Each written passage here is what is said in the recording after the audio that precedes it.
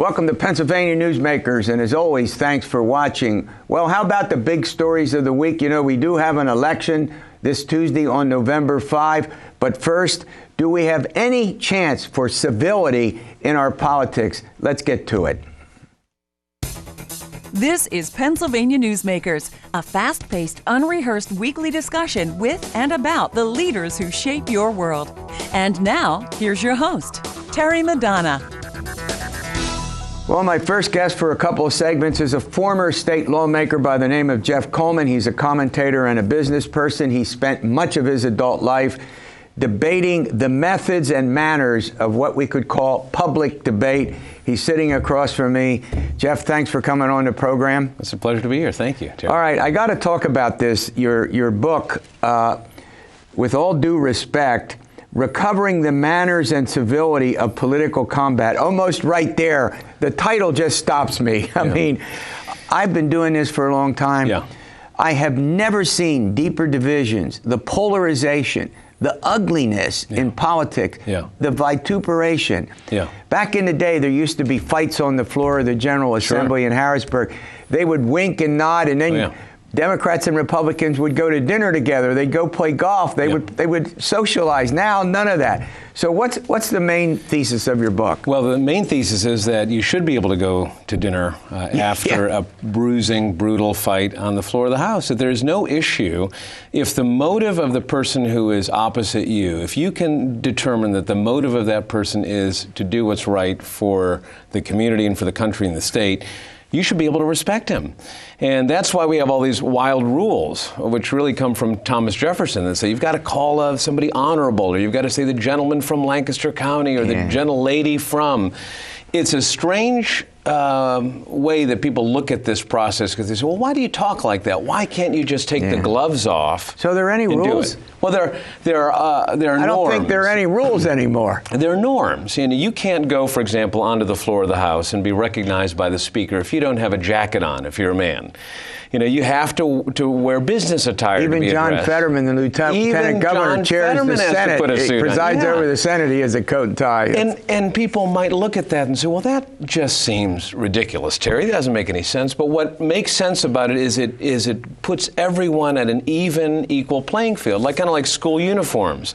It makes everybody say, if you're going to play in this classroom, you're going to wait to be spoken to, or you're going to raise your hand. And in politics, we've basically said at this point, we're here to get things done, and you're standing in our way. So get out of the way, and let's just let the rules go away. Sure. So the other question is, do the good folks ever win because of these deep divisions? And I think we have a photo of your book, the cover. We'll put it up as we speak. Go ahead. Well, I saw somebody posted in response to something I posted on Civility the other day, the meek never inherit anything. I mean, this is a strange time that we're in, to basically say, look, everything that we have believed about the dignity of the individual, that people, because if you're a Christian or a person of faith, you believe somebody is made in the image of God, that entitles you to dignity and respect. And so they wrote that into the rules of how you were to conduct your debate. We're at a stage in our political debate that people say, we just want results. We want to microwave the results and bypass the people who are in the way of getting our agenda. And that's where the ugliness is coming to the surface. But the bigger problem in some respects is because of gerrymandering in districts, and because Democrats tend to be packed in heavily Democratic districts, Republicans in Republican districts. If you merge, if you try to work out compromises, you get beaten up by your own constituents if you kind of go over to the other side. Yeah. The last place that I think you can still go over to the other side and do things without the kind of wrath of your political constituencies. If you're a Democrat, if you're a Republican, you've got all these interest groups, national groups. If I ran for the legislature today, I would be running against national interest groups. You said, well, wait, you're from Armstrong in Indiana County. Shouldn't this just be about representing them? No. People in Washington care about who gets elected here because they view it as the farm team. Where it's still alive, Terry, I think, is at the borough council and township supervisor level. That's where Republicans and Democrats will still cross over. All right, we're going to run to a break. When we come back, I want to talk about paid family leave. It's a big deal. It's going on. The debate of it is going on in D.C. I do want to have one other question with you about the historical nature of civility, and we'll get to all of that. This broadcast of Pennsylvania Newsmakers is presented by the Pennsylvania Chamber of Business and Industry, the statewide voice of business, and by the Pennsylvania State Education Association and Partners for Public Education, bringing the power of a great education to our schools, our students, and our communities.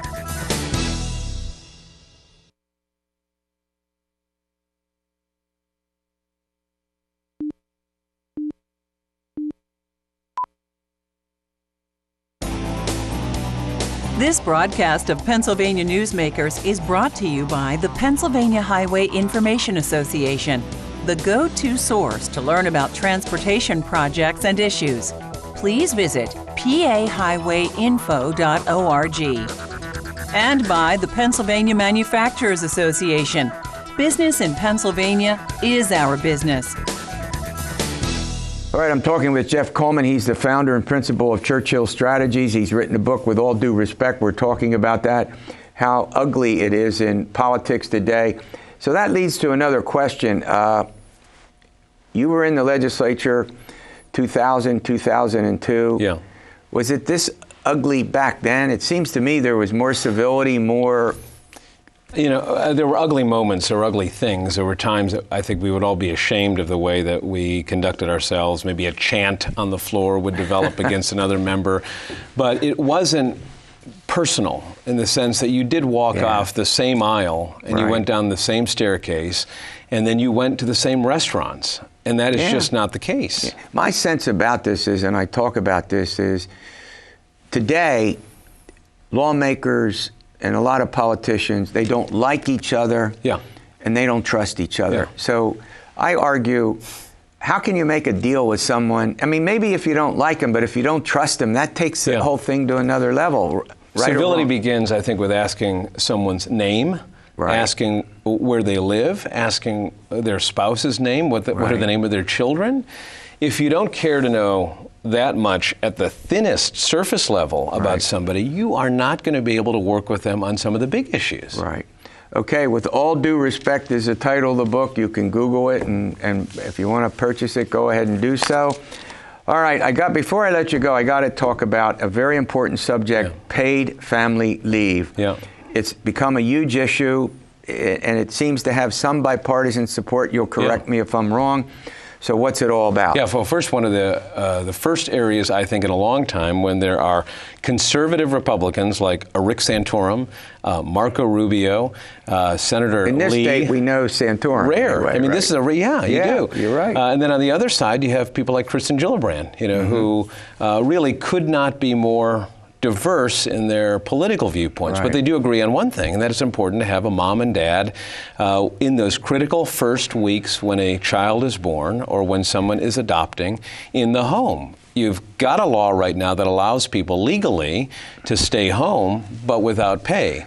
So what would this law, what would the proposal in Washington, in Congress, what would it actually do? Where it doesn't get bipartisan is you have half the group that says we need to tax, payroll tax for employers and employees. The other, which is the approach that I'm pretty excited about, is possibly taking that child tax credit and saying, look, you can draw down $5,000 on an advance in your account and pay it back, say, in $500 increments over the next 10 years. That allows you to have that 4 to 6 to 8 weeks critical at the front end when we know all the social science says you've got to have a parent involved in the life of that newborn, and it's not, nobody else can do that role. Well, what's the status of it? Where does it stand? The status is that, interestingly enough, the White House has kind of done this apprentice-style competition to say, we want to hear all of the ideas. You go out there and raise the flag, see if you can get support on it, and we'll see which one has life. And I think the president's going to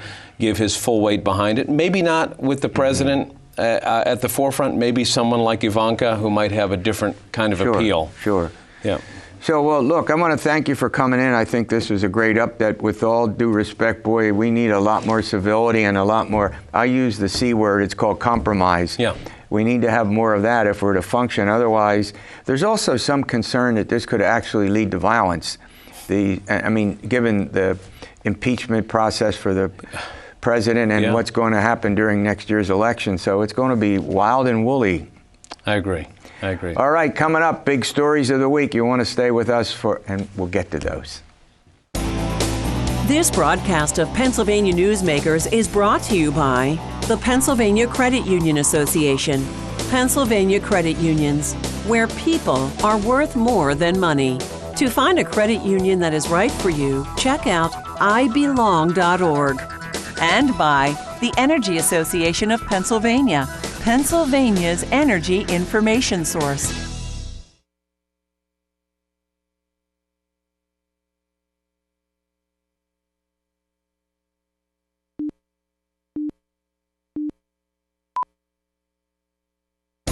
This broadcast of Pennsylvania Newsmakers is brought to you by the Association of Pennsylvania State College and University Faculties, representing the faculty and coaches who are devoted to providing quality public higher education for Pennsylvania's college students. Well, we're back for the big stories of the week, and I'll tell you, what a bunch of stories. The aftermath of dark money, election reform, Sunday hunting, and get this, burying unborn children. This is going to be an amazing couple of segments. All right. First of all, Brad Bumsted is sitting across from me along with Jan Murphy. I'll get into who they are, their titles in a minute. But Brad, I'm going to start with you. First of all, what's dark money? We've talked about it last week, but we got to follow up on this story. What's dark money? Well, we discovered this during our investigation, that this even exists in Pennsylvania campaign money. And what it is money that can't be traced to the ultimate recipient. So you look at public reports, it'll say credit card or miscellaneous, but what it was really spent on was a swanky dinner, a country club membership, or clothing. And this is state lawmakers who are filing their campaign expense reports with little or virtually no information about what specifically they used the money for. They could be traveling abroad. Some are, and that was part of our look at this that wasn't part of the spotlight story, and that is we talked to a lot of different legislators and looked at many who don't do this. Right. So it's not like everybody is doing it. There are some who have abused it and some who don't. So what's the aftermath? Well, the aftermath is, what could be done about this, the solutions, if you will. And, the one thing clearly could be done is itemize all the expenses, require that unbundle all the expenses, not MasterCard, but what's the individual expenses. The second thing is banning personal expenses. Many states, the vast majority of states, ban personal expenses. Sure. The other is banning gift cards. A lot of these legislators will buy gift cards and then give them to constituents and friends, and you don't know what they did with them or who got them. All right, and by the way, the election code says that campaign activities are to influence the election, influence an election, the outcome of an election. And when you think about it, that almost anything can be. You could go buy a suit for yourself if you're a candidate or a dress, and what do you get? Well, I'm influencing an election because I got to look good. Right. That's the other thing that could be done would be to toughen that standard, the legal standard, which covers almost everything. And Brad is with the Caucus. Also, Jan Murphy, she's with Harrisburg, Patriot News, PennLive. All right, election reform. What's the big story of the week? The big story is the bipartisan, sort of bipartisan compromise legislation that the House and Senate have passed. It was an agreed-to bill negotiated with the governor. The governor is signing it today. We're recording Thursday. And the significant changes in it include the introduction of a mail-in ballot. So you can mail in your vote. Yep. And I think it can be as much as 50 days before an election, this whole process can start. There you go. It's coming up in the future. Up till 15 before? Yep. Up till you can actually submit your ballot the day of the election. 50 days before, up to the day. Not this year, but that's the thing that's kind of confusing. This is all happening before Tuesday's election. Give me another one. Another one is elimination of straight party voting, and that is probably the most controversial part of this. And it was introduced by Senator Lisa Boscola, a Democrat, but many of her Democratic colleagues are opposed to this. What translation, you check a box or you used to pull a lever, and that's the whole ticket. And that will be eliminated. You'll have to go and vote for each office itself. Right, exactly. Go ahead. And isn't it true, though, that historically Pennsylvanians have been people who don't vote straight party ticket for the most part, that they split their tickets. Right. So as a political scientist, have you ever seen figures on that? Like what percentage do that? No, I've not seen figures, but I do. But I think in urban areas in particular, because there was concern in an earlier case that African Americans would be disadvantaged and it would make for long, long lines at the polling places. Because if you go in and pull one lever or put an X in one box for everything, you're in and you're out. But if you have to go through everything, it just takes an inordinate amount of time. But go ahead, straight party voting. Another thing that's going to complicate it and make lines longer is this introduction of new voting machines. And that's another part of this New bill. voting machines are coming, have to have a paper trail, correct? That's right. And some counties have already introduced it. Some are introducing them in Tuesday's election, and then other ones are just unveiling them next year. But another key part of this bill that the governor wanted was it includes $90 million for counties to help buy those new voting machines. So by next spring, I think, the April 28th primary, when you go in, you're going to find new voting machines. They have to have a paper trail. That's to avoid hacking. Mm-hmm. As we know, the Russians and others hacked our elections, blah, blah, blah. So we'll see where that all goes. And final word on this before we run to a break? Well, it's sort of come full circle, isn't it? When I started out in this business, people voted on paper ballots. Now, this is not the same thing, true. I know. But you'll have the record on paper. Yeah. So maybe we weren't so crazy back in those days. All right, we have two important subjects to get to in the final segment, Sunday hunting, and then one unbelievable, burying unborn children. We'll get to those. This broadcast of Pennsylvania Newsmakers is brought to you by the Pennsylvania Medical Society, inspired physicians committed to the good health of Pennsylvanians and the advancement of the practice of medicine, and by the Pennsylvania Healthcare Association, the future of long-term care.